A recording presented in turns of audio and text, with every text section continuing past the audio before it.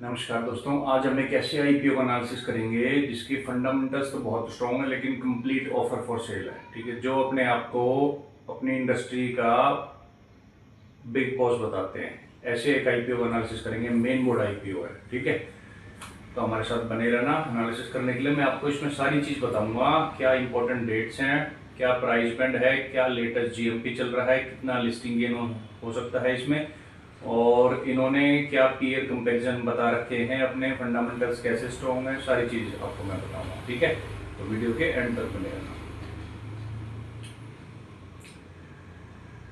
चलिए स्टार्ट करते हैं। स्टार्ट करने से पहले चैनल सब्सक्राइब कर लो हमारा मार्केट मास्टर्स इंडिया और बेल आइकन दबा दो। ठीक है, मैं हूं आपका friend Ishan, NISM certified research analyst. देखिए, प्राइस बैंड इन्होंने दे रखा है 233 से 245 का। जी हाँ, हम बात कर रहे हैं क्राइजेक लिमिटेड आईपीओ की।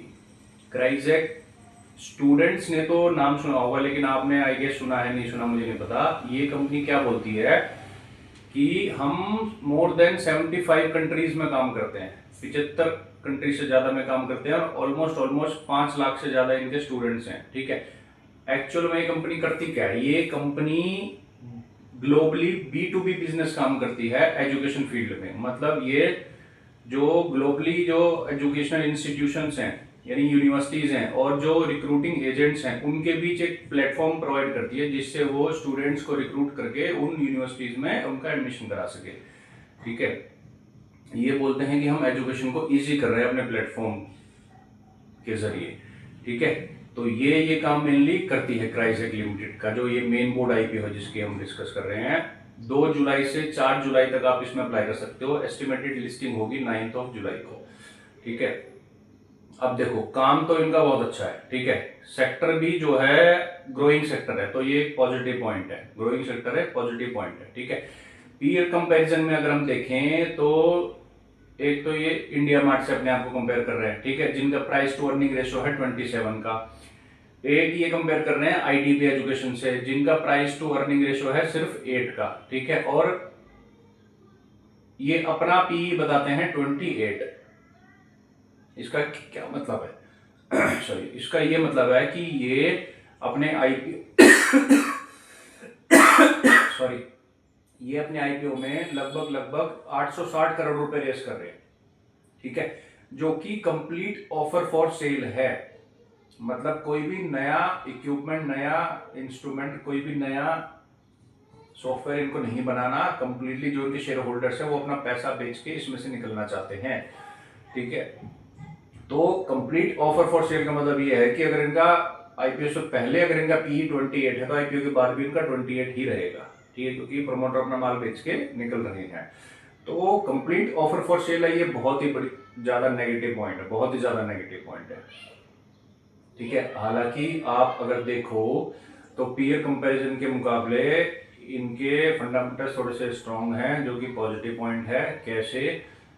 देखो, अगर आप इनके एसेट्स की बात करो, चाहे रेवेन्यू की बात करो, चाहे पैट की बात करो, प्रॉफिट आफ्टर टैक्स, तीनों ही अच्छे खासे परसेंटेज से बड़े हैं। ठीक है, बहुत अच्छे खासे परसेंटेज से बड़े हैं, डिक्लाइन नहीं हुए, तो ये पॉजिटिव पॉइंट है।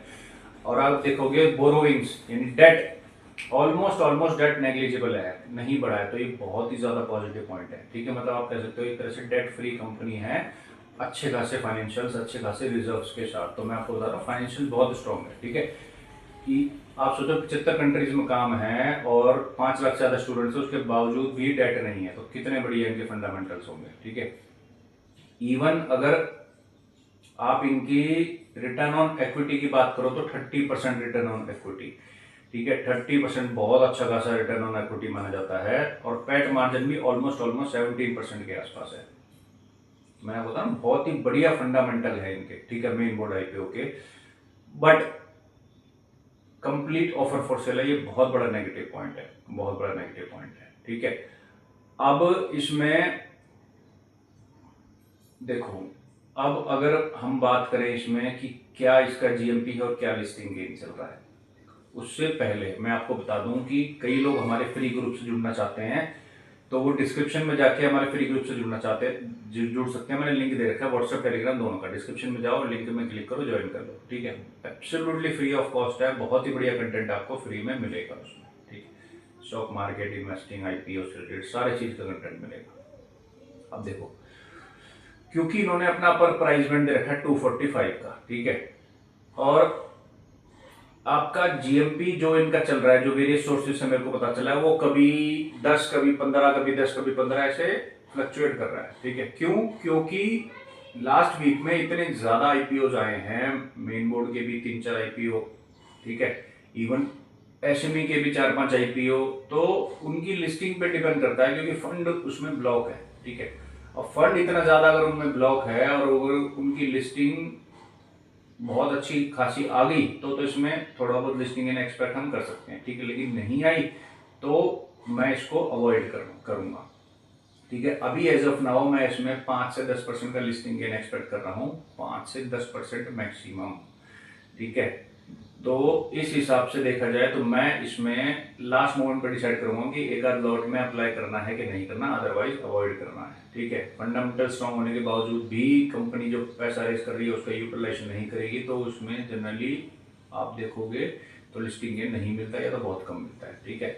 मैंने आपको एनालिसिस करके इसलिए बताया क्योंकि मैं आपको दिखाना चाहता था कि कई ऐसी कंपनीज का आईपीओस आते हैं जिनके फंडामेंटल बहुत स्ट्रॉन्ग है, लेकिन सिर्फ offer for sale, complete offer for sale है। तो ऐसी कंपनी से जो सेफ इन्वेस्टर्स हैं उनको बचना चाहिए, ठीक है। जो रिस्की है, हाई रिस्की हैं, वो 5 से 10% का रिस्क ले सकते हैं, ठीक है।